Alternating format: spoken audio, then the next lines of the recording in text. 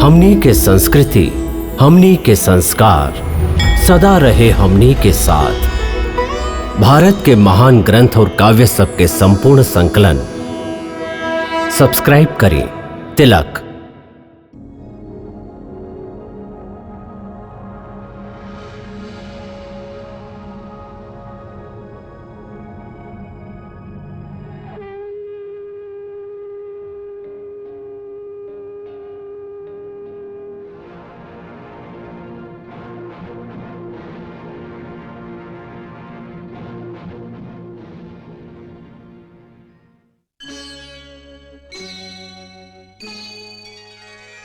कृष्णा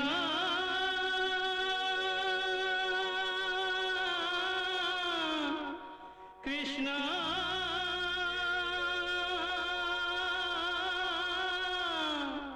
हरे कृष्णा हरे हरे।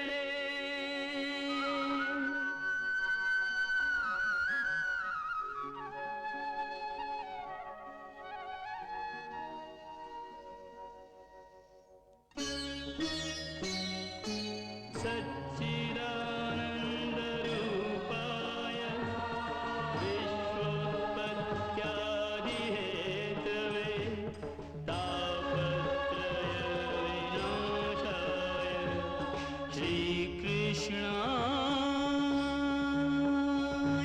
वयं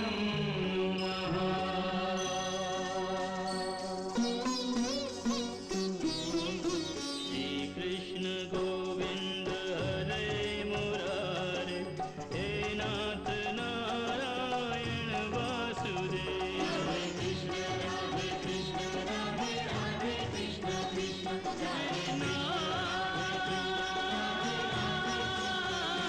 हरे कृष्ण राधे कृष्ण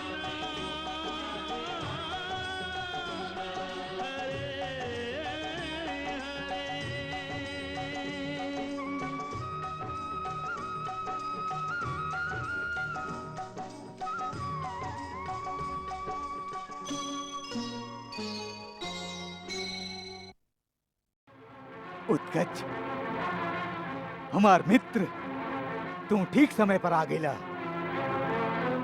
हम सचमुच निराश होके लागल रही। हमके तो ये है दुख बा कि ऐसे पहले आप हमके काहे ना बुलावली। हम आपके समस्या जानत हई और वचन देत हई कि आपके शत्रु काल भोर के सूरज ना देखी।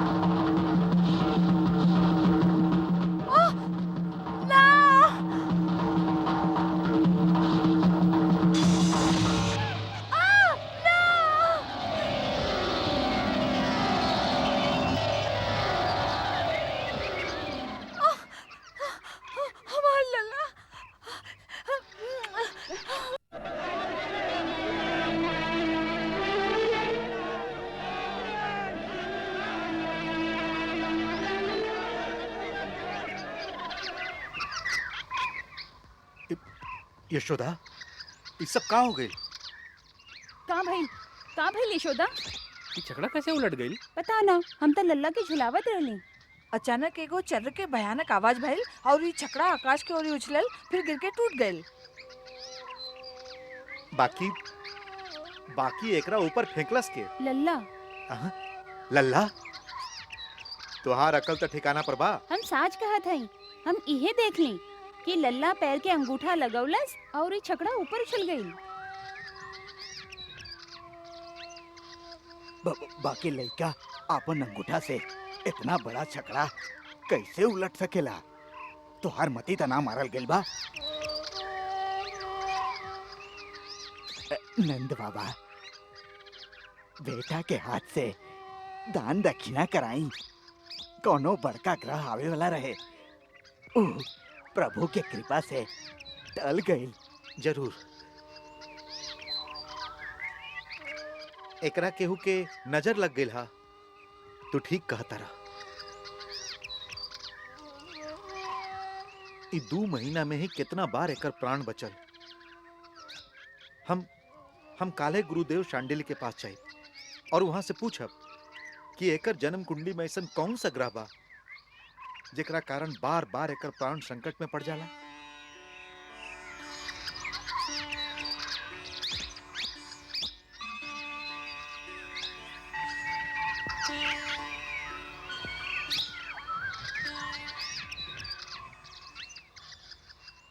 ई तो स्वयं संकटहारी हैं। इनकर प्राण के संकट में डाले के शक्ति कौनो ग्रह में नहीं खे। फिर काहे बार बार ऐसन बाधा आवेला हमार लाल पे? गुरुदेव, हम बहुत डेरा गइल हैं, कौनो ग्रह शांति के उपाय करी। आप एकर जन्म कुंडली तो बनैले हो खब ना?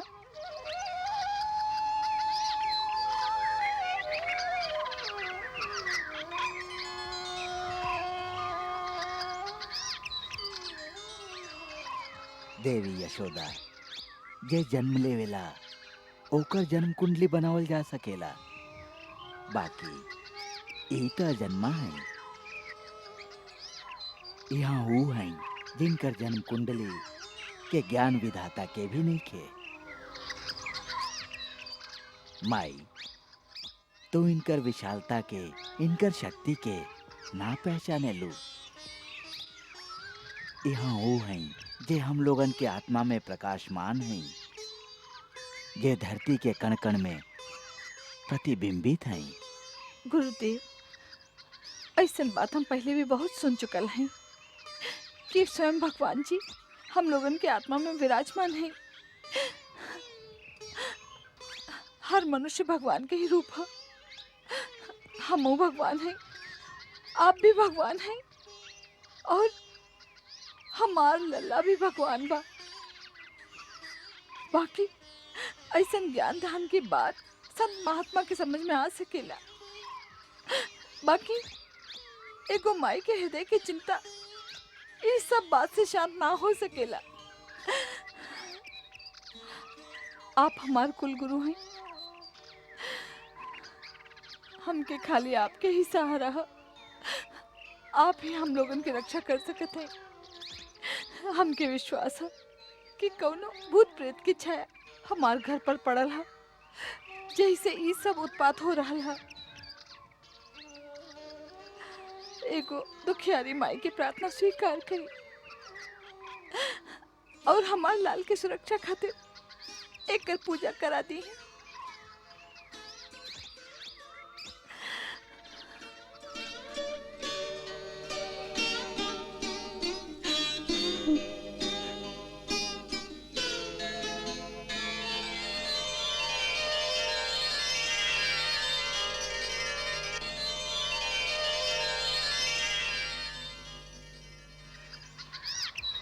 अच्छा बात है, जैसन तू कह तारू, यहाँ के पूजा ही कर लिहल जाए।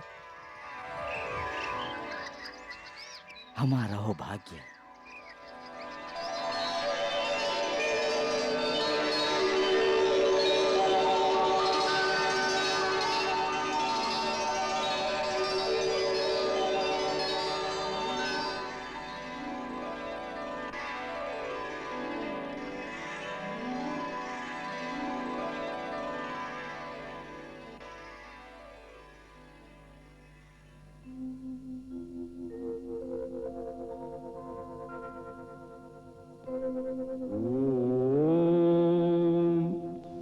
सहस्रशीर्षा पुरुष सहस्राक्षा सहस्रपात् स भूमिग्वं विश्वतो वृत्वा अत्यतिष्ठद्दशाङ्गुलम् पुरुषे वेदं सर्वं यदभूतं यच्च भाव्यम् उतामृतत्वस्येषानु यदन्नेनातिरोहति एतावानस्य महिमातो जायांश्च पूरुषाः पादोस्य विश्वभूतानि त्रिपादस्य अमृतं दिवि त्रिपादूर्ध उदयत् पुरुषाः पादोस्येहा भवत् पुनः तस्माद् विराड जायत विराजो अधिपुरुषः।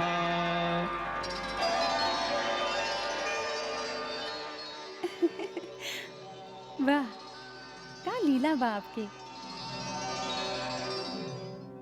शांडिल्य मुनि से पुरुष सूक्त के मंत्र द्वारा आपन ही स्तुति करा रहल है। राधे, ई सूक्त हमके बहुत प्रिय है। एकरा के स्वयं ब्रह्मा जी रचले रहन। विराजो अधिपुरुषः।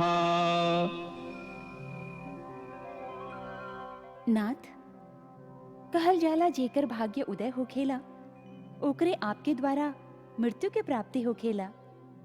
काहे कि आपके द्वारा मरे वालन के तो परम गति प्राप्त होखेला। वो क्रूर दैत्य उत्कच ऐसन कौन सा पुण्य कर्म कैले रहे जेकरा कारण वो आपके श्री चरण में मृत्यु पौलस? वो कौनो पुण्य कर्म ना कले रहे। तो फिर हम तो अपन परम भक्त महर्षि लोमस के बात के साँच करे खातिर ही ओकर उद्धार के लिए रही। वो कैसे? चाक्षुष मनवंतर में ये दैत्यराज हिरण्याक्ष के उद्धार करे और पृथ्वी के समुद्र से निकाले खातिर हम वाराह रूप धारण के लिए रही।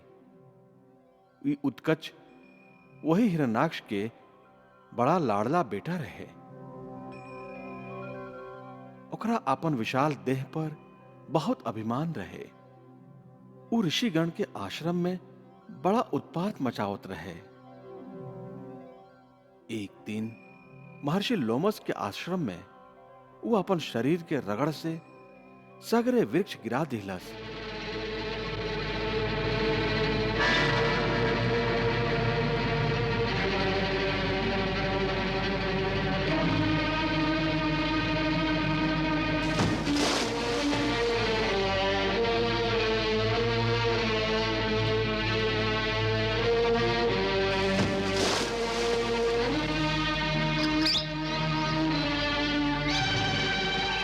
ऋषि के इन निर्दोष वृक्ष के नाश पर बहुत क्रोध आई और ऊ ओकरा के श्राप दिलन। हे दुर्मति, तो क्या अपन देह पर बहुत गर्व हो गई हा? जा, देह रहित हो जा। विदे भव दुर्मते।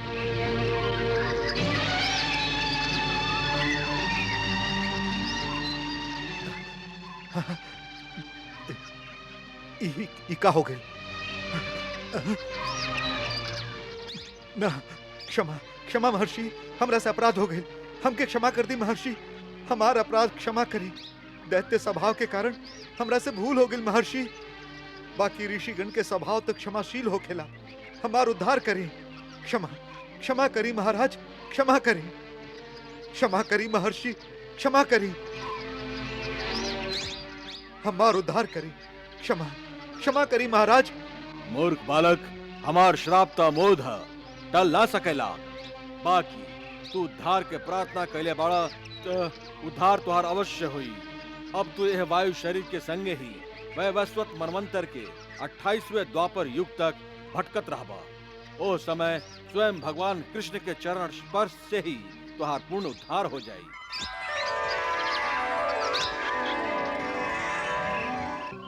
राधे, हमार आपन आन रहे या ना रहे, बाकी एगो भक्त के वचन हम कबो झूठा ना कर सकी। ऐसे एगो भक्त के दिहल गल वचन त हमके पूरा करे के ही रहे। प्रभु, आपके लीला आप ही जाने।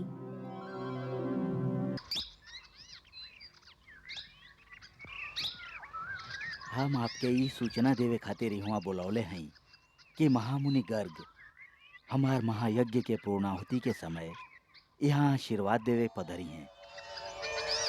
हमारी इच्छा है कि वो समय वो देवी रोहिणी के बेटा के नामकरण संस्कार भी कर दें तो अच्छा हुई। ओ यादवन के कुलगुरु हैं, ऐसे ये शुभ काम उन्हीं के हाथ से संपन्न हो जाए तो अति उत्तम हुई। बहुत सुंदर योजना बा गुरुदेव। एकरा से रोहिणी भाभी बहुत खुश हुई हैं। हमार मन में एगो और संकल्प भी आ रहा था।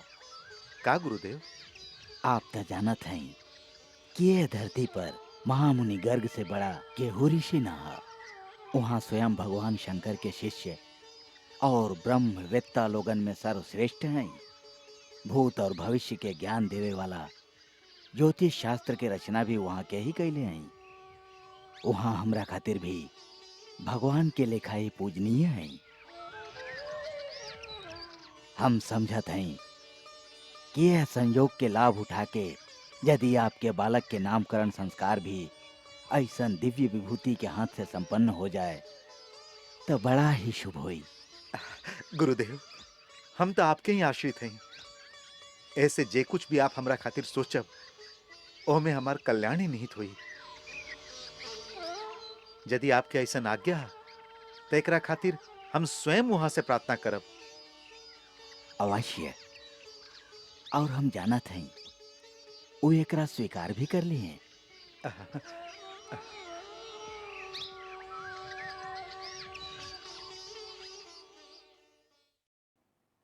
यशोदा, यशोदा, भाभी,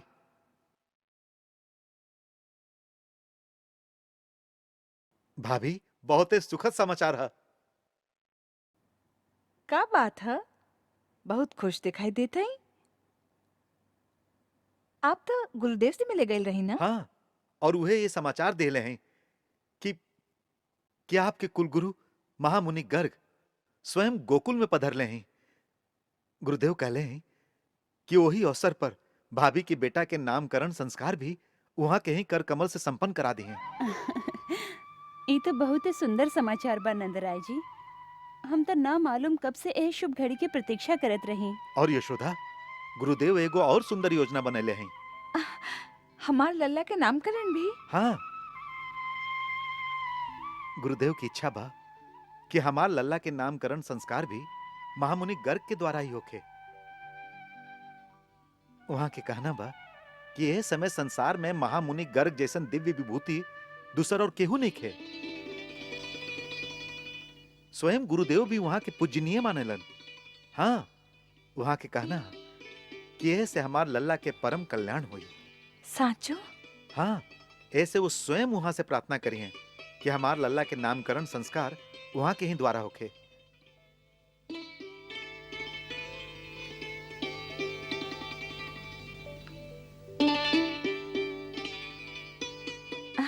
अरे लल्ला, तू कितना भाग्यवान बाड़ा।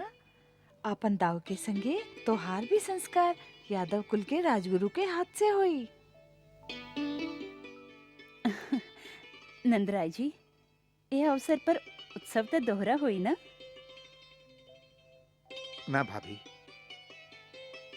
उत्सव खातिर गुरुदेव मना कर देले हैं। काहे? वहां के आज्ञा है कि हम के आपके लड़का के संस्कार बहुत ही गुप्त रीति से करे के हुई। वहां की सूचना के अनुसार कंस अबहियों पूरा तरह निश्चिंत ना भइल है। ओकर मन में संदेह बा कि देवकी भाभी के 8वां संतान कन्या ना हो सकत रही। जरूरे वसुदेव जी ओकरा छल से कहीं और भेज देले हैं। ओकरे खोज में ओकर गुप्तचर गांव-गांव में घूम रहल बाड़न। यदि ओकरा ई पता चल जाई कि यादवन के कुल गुरु द्वारा कोनो बालक के कोई संस्कार कइल गइल बा तो ऊ ओकरे देवकी भाभी के 8वां संतान समझ लेई जैसे वो लइका पर बड़ भारी संकट आ सकेला। ऐसे ऐसे गुरुदेव ई योजना बनैले हैं कि आश्रम के गौशाला में दोनों बालक के संस्कार गुप्त रीति से करा दिया जाए।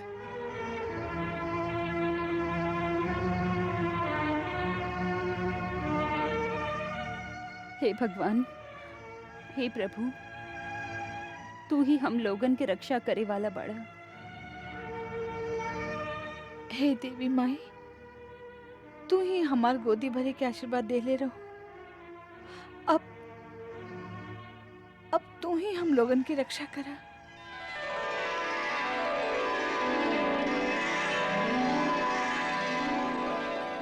कुमार वसुदेव, जैसन हम आपके बतैले रही, हम महर्षि शांडिल्य के सनेसा भेज देले रही। ओकरा अनुसार वहां एगो यज्ञ अनुष्ठान करके हमके ओमे सम्मिलित होके खातिर न्योता भेज देले हैं। एह तरह हमार गोकुल जाए से कंस के कौनो तरह के संदेह ना हुई और हम आपके इच्छा अनुसार शास्त्र मर्यादा के अनुरूप ही आपके बालक के नामकरण संस्कार संपन्न कर देव। गुरुदेव, ई सब आपके परम अनुकंपा ही है। गुरुदेव, हमार बेटा के हमरा ओरी से भी दीर्घायु होके के आशीर्वाद जरूर दिहब। देवी, मनुष्य खातिर दीर्घायु होकर ही पर्याप्त नहीं खे। ओकरा त ऐसन आशीर्वाद द कि ओकर जन्म जौन उद्देश्य से भइल है ओहमे वो सफल होके।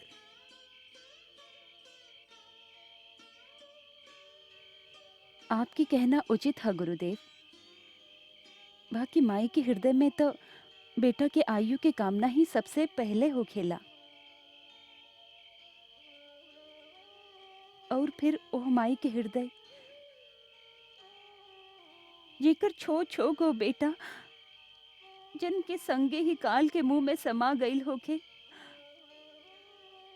ओकरा खातिर तो बेटा के जीवन के एक एक दिन के मोल खाली एगो माई के हृदय ही जान सकेला।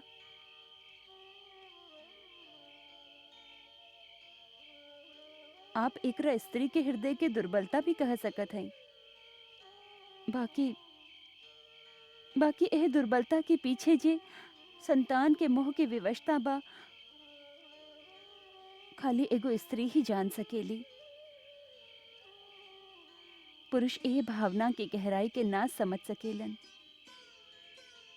वो ओकरा दुर्बलता ही कही है। बाकी ई मोह के पीड़ा ही स्त्री के जीवन बा।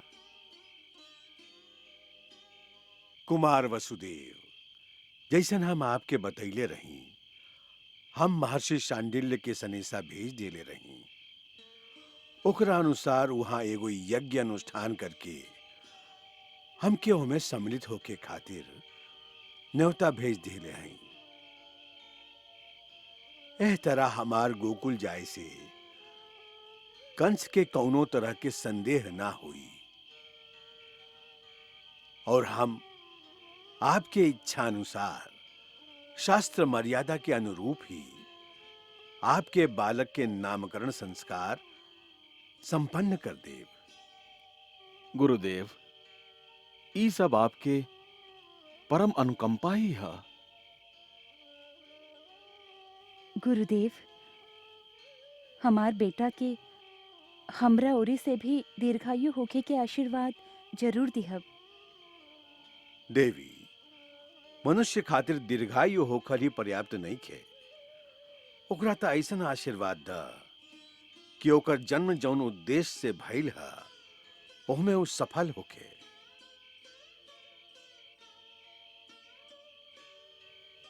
आपकी कहना उचित है गुरुदेव। बाकी माई के हृदय में तो बेटा के आयु के कामना ही सबसे पहले हो खेला, और फिर ओह माई के हृदय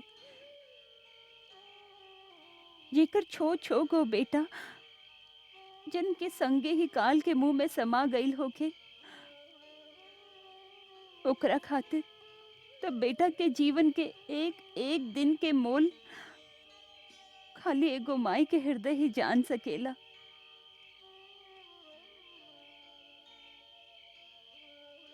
आप एकरा स्त्री के हृदय के दुर्बलता भी कह सकत हैं। बाकी बाकी एह दुर्बलता के पीछे जे संतान के मोह के विवशता बा,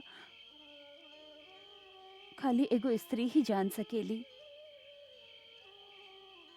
पुरुष एह भावना के गहराई के ना समझ सकेलन। ऊ ओकरा दुर्बलता ही कही है। बाकी ई मोह के पीड़ा ही स्त्री के जीवन बा।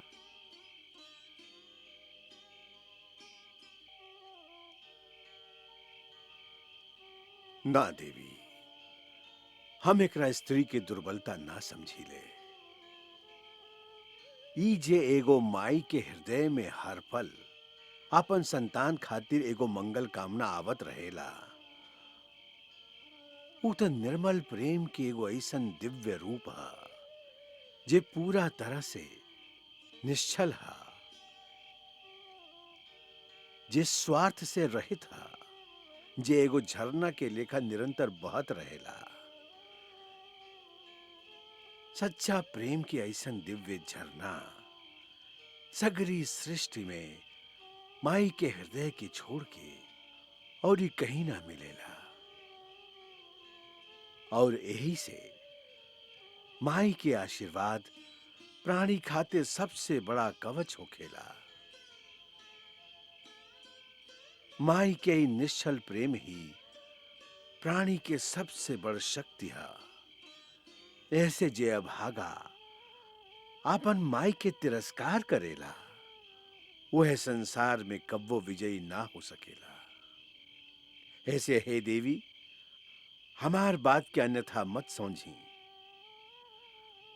हम तुहारी आशीर्वाद तोहरे संतान तक अवश्य पहुंचा देब।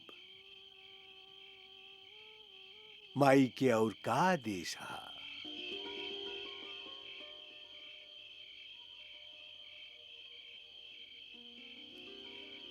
गुरुदेव, आपन लल्ला खातिर हम आपन हाथ से एगो रेशम के झबला बनैले हैं। यदि रोहिणी दीदी के आज्ञा हुई तो संस्कार में एकरा पहिरा दिहब। अति उत्तम, लावा। हमके कुछ भान नहीं खे कि कितना बड़ हो गई हुई। आप दिव्य दृष्टि वाला हैं, आपे बताई ई ठीक हुई कि ई? माई तो आत्मा के आंख से ही अपन बालक के देख लेवेली। माई से अधिक साधु की दृष्टि ना हो सकेला। ई तू अच्छा कहलू जे दोनों बना देलू, दोनों हमके दे दा।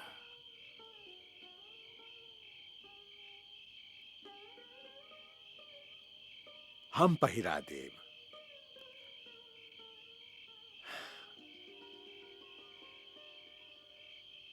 धन्यवाद आपके लीला प्रभु। माई के आत्मा में भी ऐसन दिव्य ज्ञान भर देवेली कि अनजाने में भी ओकरा हाथ से सगरे काम ठीक ही होखेला। हमार गुप्तचर सूचना दिले बा कि आज भोरे महामुनि गर्गाचार्य यमुना नदी पार करके गोकुल गइल बाड़न। गोकुल में? कहवा? केकरा पास? महर्षि शांडिल्य के आश्रम में। कौन काम से? समाचार बा कि बहुत दिन से शांडिल्य आश्रम में एगो यज्ञ होत रहे। आज ओकर पूर्णाहुति गर्गाचार्य द्वारा ही संपन्न हुई। ये तो साधारण बात बा महाराज। वैसे तो ये आश्रम सब में एह तरह के यज्ञ के होखल साधारण बात है। बाकी का वहां गर्गाचार्य के गैल विचार करे योग्य बात है। मतलब ही कि गर्गाचार्य वसुदेव के कुल गुरु बाड़न और पिछला कुछ दिन से वसुदेव उनकर आश्रम में जात देखत गैलन है। फिर ऐसे सेवक के मन में एगो विचार आ रहा है कि महाराज के मन में जो ये संदेह बा कि वसुदेव के 8वां लड़का छल से गोकुल पहुंचा दिहल गई बा, तो गर्गाचार्य के वहां गईल कहीं यही संबंध में तो नहीं खे। और यदि वो लड़का नंद राय के बा तो ओकर सगरे संस्कार उ ग्वाला के कुल गुरु शांडिल्य ही करी है। हाँ, बाकी यदि वो लड़का वसुदेव के बा तो वसुदेव के जरूर इच्छा हुई कि उनकर बेटा के मुख्य मुख्य संस्कार उनकर आपन कुल गुरु गर्गाचार्य के द्वारा ही होखे। हाँ, जरूर यह बात है। महामंत्री तू ठीक समझला। आपन गुप्तचरण के वहां भेजा जे गोकुल में जाके गर्ग मुनि के गतिविधि पर पूरा ध्यान रखस। जी महाराज। हाँ, हम अभी तक जे भी करत रहली खाली एगो अनुमान पर ही करत रहली, काहे कि अभी तक पूरा विश्वास से तई कहल ना जा सकेला कि उहे बालक है। हमके उम्मीद बा कि ए बारे संदेह भी मिट जाए। हम अपन दूगो विश्वासी गुप्तचरण के शांडिल्य मुनि के आश्रम में भेज दिले हैं। वो साधु वेश धारण करके वहां सबके बीच में ऐसे घूमत रही हैं कि केहू के पता भी ना चली। हैं। उत्तम, अति उत्तम। हाँ।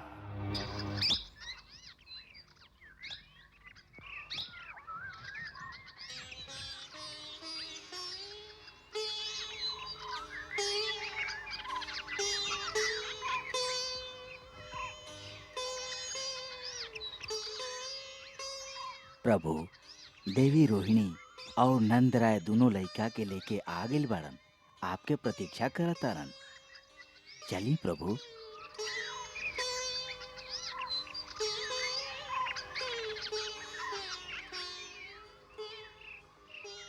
का सोच रहा है भगवान? हम कितना युगन से यदुवंश के कितना पीढ़ी के पुरोहिताई खाली ओ क्षण के प्रतीक्षा में करत आ रहल हैं, जे क्षण हमके ओ पूर्ण परमात्मा के बाल रूप में साक्षात दर्शन के सौभाग्य प्राप्त हुई। आज कितना युगन के बाद वो क्षण तो आ गई है। बाकी विधि के विडंबना तो देखी कि वो विराट स्वरूप के पहला संस्कार जो हमार हाथ से हो रहा है, ओकरा हम कितना संकुचित अवस्था में करे खातिर बेबस हैं। हमरे मन में युगन से एक क्षण के कल्पना ऐसन रहे कि नामकरण संस्कार के अवसर पर जब हम वो अविनाशी नाम की घोषणा करब तो तीनों लोक और नाम के प्रतिध्वनि से गुंजायमान हो उठी। और देखें कि आज लौकिक कर्तव्य और सांसारिक परिस्थिति के कारण हम कौन गुप्त स्थान पर गुप्त रीति से आपन प्रभु के नामकरण है तरह से करे जा रहा हैं, जैसे केहू चोरी करे जाला।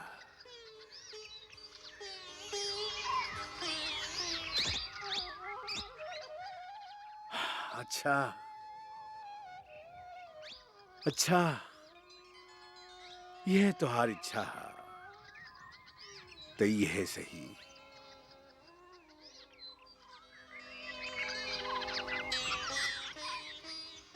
महामुनि, कहाँ चले के बा?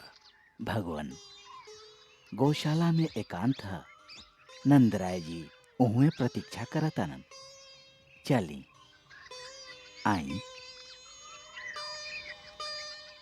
आई, हम अनुग्रहित भैली। चली।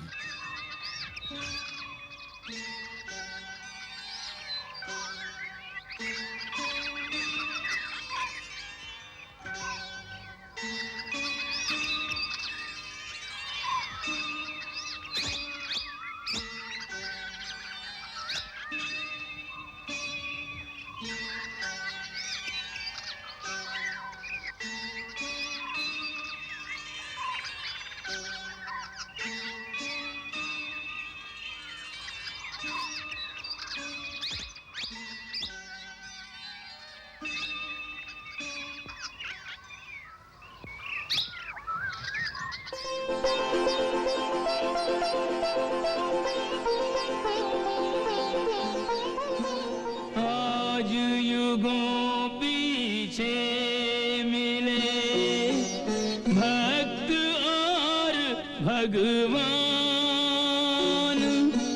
एक व्याकुल और एक के मुखड़े पर मुस्कान।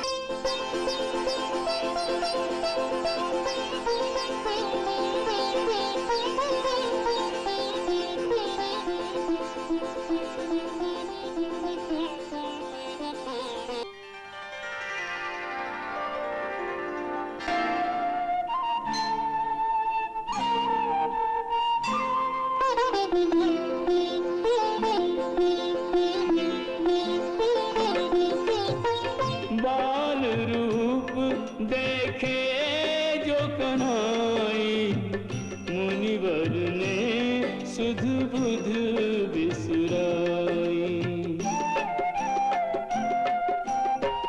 हर्ष अपार हृदय न समाए, नैनन में आंसू भर आए। अंतर्गति जो भई लखी स्वामी, सो जानत बस अंतर्यामी।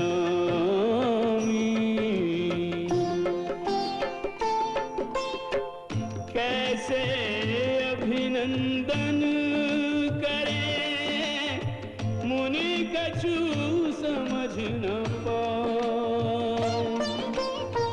देखी दशा निज भक्त की, प्रभु मन में मुस्कान। प्रभु मन में मुस्कान।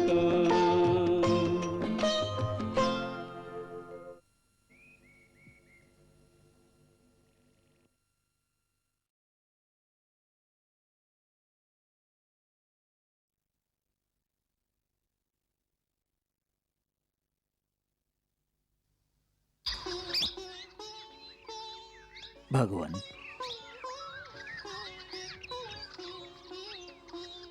कंस के आतंक के कारण देवी रोहिणी के मथुरा गैल संकट कारक हो सकेला। यही से वो इतना दिन तक आपन बेटा के लेके आपके सेवा में ना पहुंच सकली। अब आपके श्री चरण गोकुल में पधरले हैं, त उनकर आशा बा कि आप उनकर लड़का के नामकरण संस्कार कर देव। अवश्य। यदुवंश के कुल गुरु होखे के नाते ये हमार कर्तव्य है और अधिकार भी। आवत समय वसुदेव जी भी यह इच्छा प्रकट कैले रहन, ऐसे हम आपन कर्तव्य अवश्य निभाइब। कुमार वसुदेव जी के भी यह भावना रहे कि कंस के ही पता न चले कि उनकर एगो संतान गोकुल में पल रहा है। ऐसे महर्षि शांडिल्य गोपनीय रीति से यह गुप्त स्थान पर एकर आयोजन कर दिले हैं। महामुनि, हमार भी एगो प्रार्थना बा।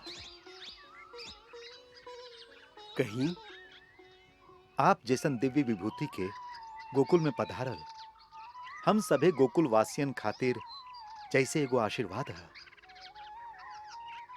त ए आशीर्वाद के फल हमके मिले के ही चाहिए। ऐसे यदि आपके हाथ से हमार लल्ला के भी नामकरण संस्कार हो जाए तो हम कृतार्थ हो जाए। बाकी नंदराय जी, ये अधिकार तो आपके कुल गुरु महर्षि शांडिल्य के हा, ऐसे भगवान, नंदराय जी के प्रार्थना में हमारी याचना भी सम्मिलित है।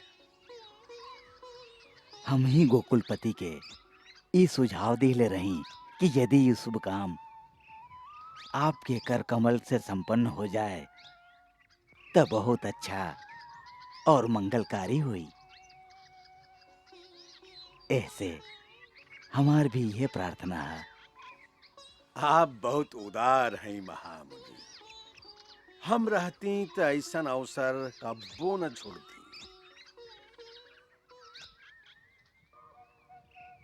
फिर भी हे व्रजेंद्र, एगो बात के विचार जरूर कर ली कि सगरे विश्व जानेला कि हम यदुकुल आचार्य हैं।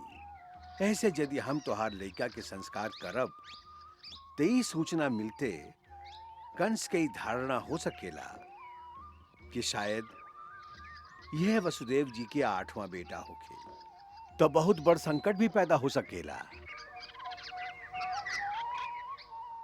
बाकी ओकरा पता ही कैसे चली? वैसे भी हम रोहिणी के बेटा के कारण सगरे काम बहुत गुप्त रीति से कर रहा हैं। और फिर ए निर्जन गौशाला में हमार सगा संबंधी गोपजन केहू भी तनिक है। हमरा सिवा ए रहस्य के दूसरा और केहू ना जान पाई। ऐसे आप कृपा करके खाली स्वस्ति वाचन करके ही ये दोनों लड़का के नामकरण संस्कार कर दी तो बहुत कृपा हुई।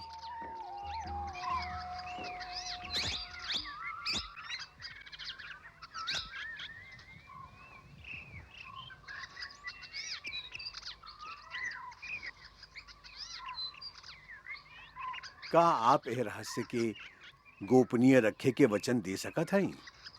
जरूर। अच्छा बात है। हे ब्रजेश्वर, पहले हम रोहिणी नंदन के नामकरण करब।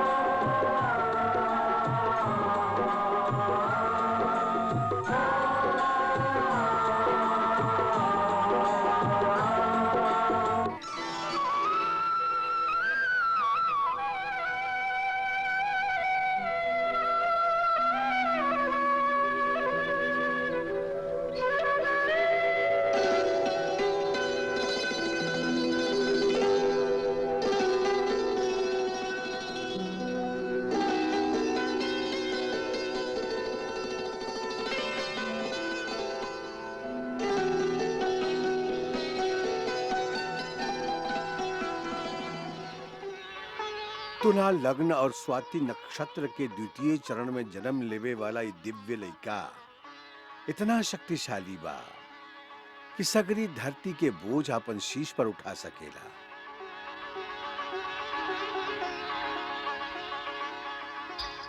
इनकर अनंत गुण है, जैसे इस सब मित्रन और सगा संबंधी लोगन के बहुत आनंद दी है। ऐसे इनका नाम हुई राम। इनकर बल के कौनो सीमा ना हुई। ऐसे लोग इनका बलराम भी कहिए। बलराम?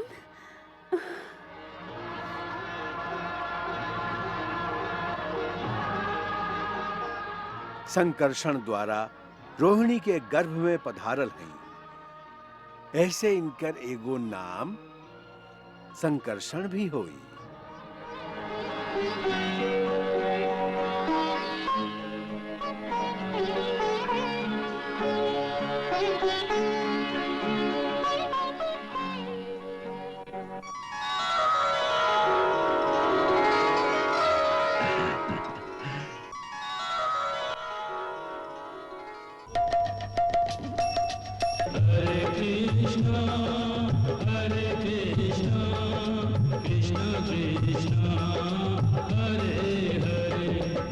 श्रीकृष्णचरितं गुणानुवादं तत्प्रेरणा अहं करोमि मम भावगीतं हृदयस्य प्रीतं त्वत्पद्मपादे समर्पयामि हरे राम राम राम हरे हरे हरे कृष्ण कृष्ण कृष्ण हरे कृष्ण